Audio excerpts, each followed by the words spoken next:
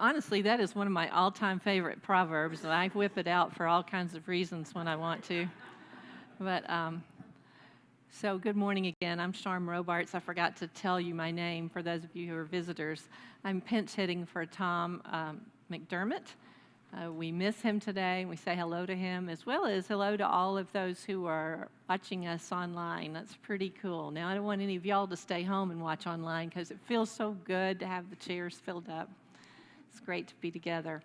I'm going to talk about contradictions today, and as with any topic, you can, enter that from several directions. There's lots of different things that can be said about contradictions, and so I warn you, I might contradict myself. It could happen. That's the nature of it. But here's the thing, like almost any topic, there's lots of material to work with, and especially maybe talking about contradictions. Think about this. Every academic discipline has contradicting theories, thoughts. Historians, who knows what really happened? There's disagreement over what happened, what it meant, what it means. We just have been through this in our conversations about the Constitution, right?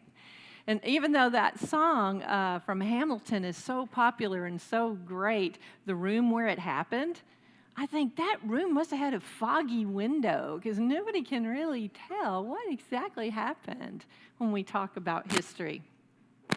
Also, of course, in science and in medicine, there's contrasting, contradictory theories and schools of thought. I have two doctor friends in, are you going to help me?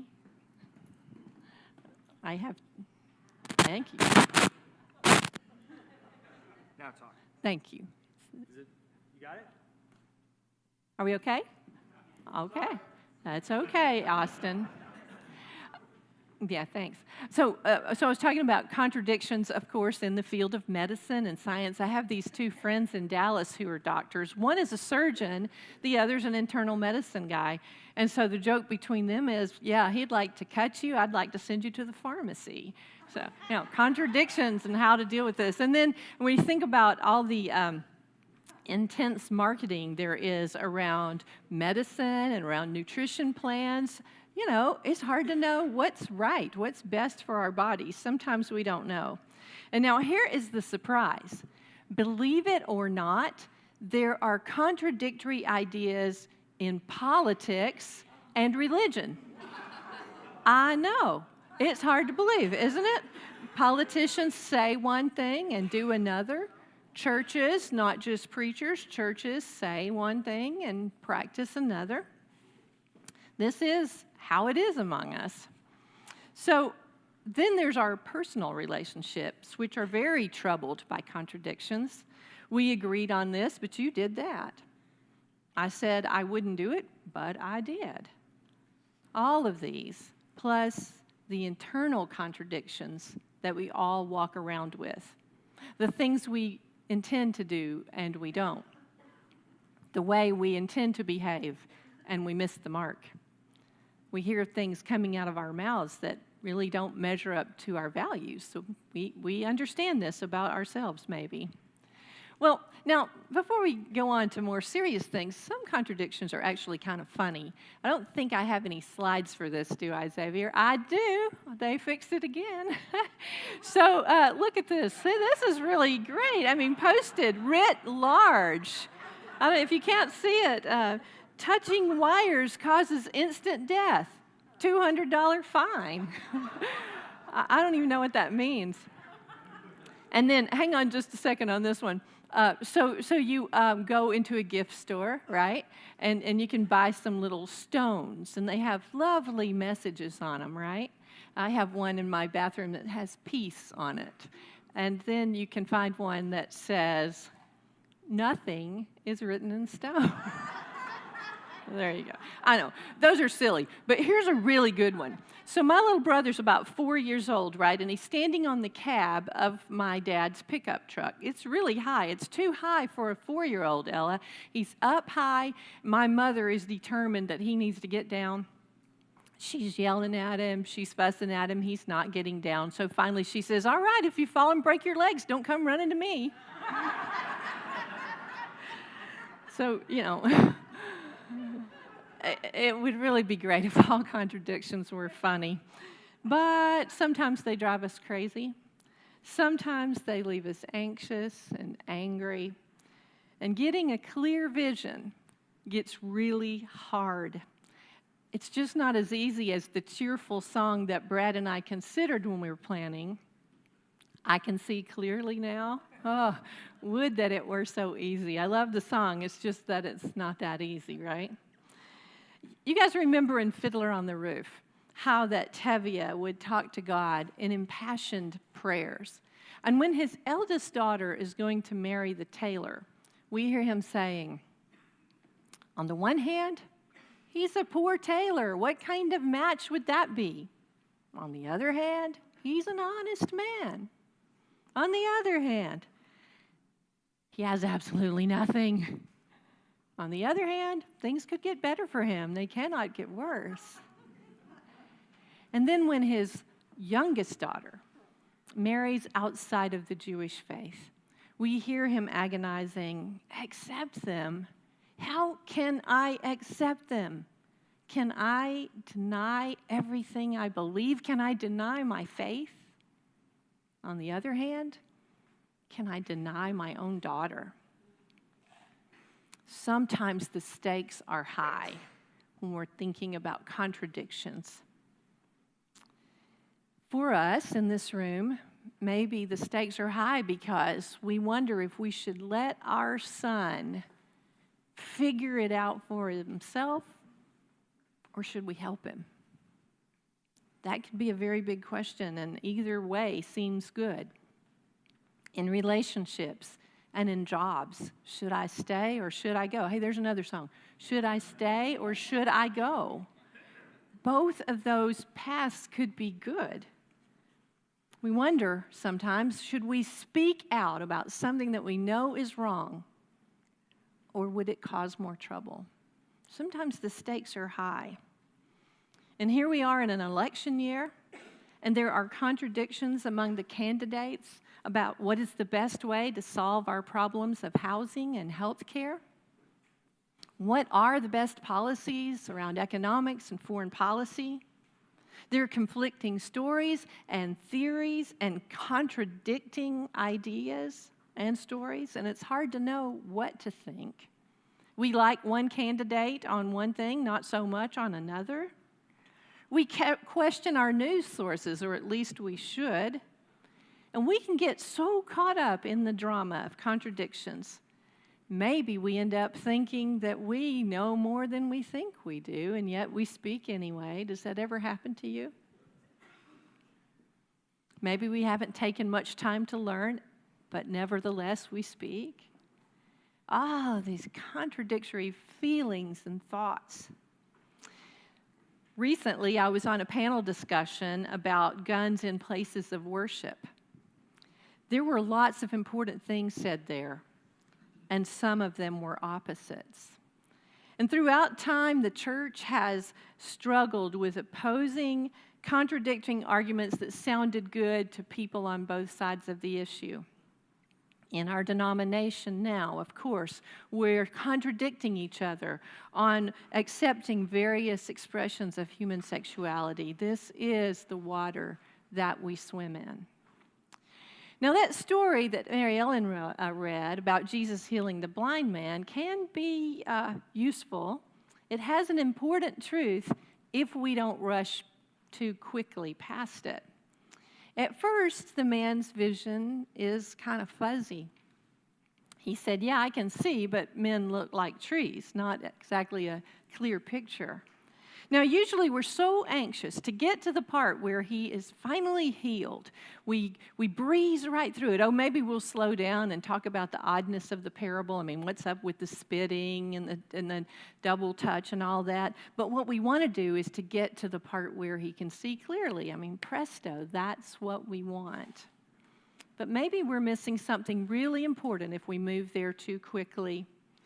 Maybe seeing clearly just isn't simple. And this is not a denial of faith. I think it is actually the realities of our faith. Maybe what clear vision is knowing that we will, on some level, always deal with contradictions. We will, on some level, always feel like we're not quite sure what is right. Life is messy. People are messy. Churches, institutions, relationships are messy.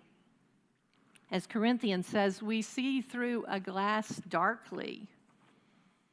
None of us, or any of the people we love, not you, not me, none of us ever act completely consistently. And so the good thing is our brains have a way of compartmentalizing when we jump outside of the context of what we hold as convictions. And so then we can justify, perhaps too easily, our contradictions. We must know that about ourselves and each other, because mercy lies there in understanding that we all have the capacity to justify and rationalize our own contradictions. But the point is not to minimize all serious contradictions. In fact, some contradictions are intolerable.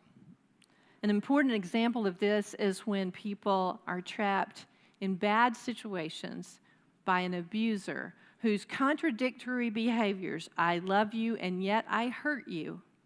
If that abuser is powerful enough and if the contradictions are consistent enough, the victim begins to be worn down. She can no longer trust that she could think critically. She feels that that spiritual inner voice that says something's wrong here is invalid. And the person they are with is speaking this contradiction of, I love you, but I act this way, I abuse you. Sometimes when I've talked to people in those situations, they tell me that they hear inside of them a contradictory voice, but so much confusion has occurred. So if you or I know somebody in a situation like this, we may be able to help by helping them tune in to their own voice. We must know that we can't rescue them, we can't fix them, but perhaps what we can do is empower their voice and demonstrate to them our support for this contradiction of what's happening to them. We can't fix them, but we can affirm their right to resist. So, not all contradictions are dismissed. But we do have hard work to do in sorting through the rest of the contradictions of life and finding out how much do they weigh anyway? How much do they weigh? I think it's important to notice that we really do sometimes depend on each other's contradictions of ourselves. We are beneficiaries of the yin and yang of our differences. And here it's good to say with Emerson, a foolish consistency is the hobgoblin of little minds. And so we need each other's differing ways. When our standards are so inflexible that we make no room for somebody being or thinking different from us, or we make no room for considering that we might be wrong, then we are seriously in need of a contradiction in thought and action. When I was in my 20s, I knew this sweet little old lady in our church. She was about 70. I don't know why in the world I thought she was old, because that's not that far away from me. But anyway, she was Southern sweet, and she was genuine. One time I heard her talking about this experience she had had. She had been on a tour, and sitting on the bus next to her was a person from a different religious faith. And she was telling all about that, and then she mentioned this person, and then she said, he was Mormon, but he was nice. And at that time, I was just then awakening to my own small-mindedness, and I felt myself flinch and sit back, and I'm thinking to myself, well, of course he's nice. You think Mormons are not Christians, and you doubt that non-Christians can be good, and so you're wrestling with your contradictions, I was thinking to myself. I was thinking about how much more enlightened I was than she. But you know what?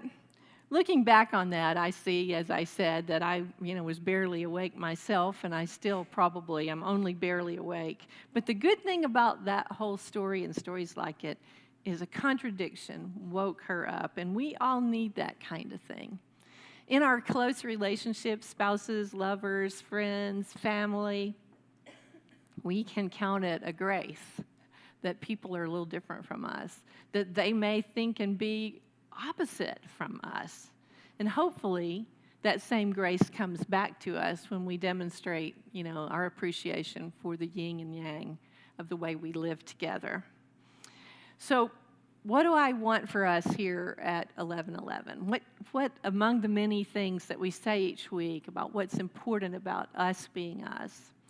So, I hope that in 1111 we can hang together in our contradictions.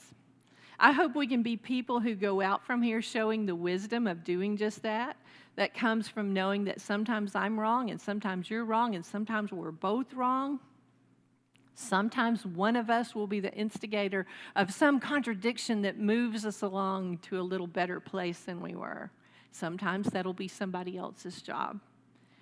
Maybe as a community, our clear vision will come in knowing just that.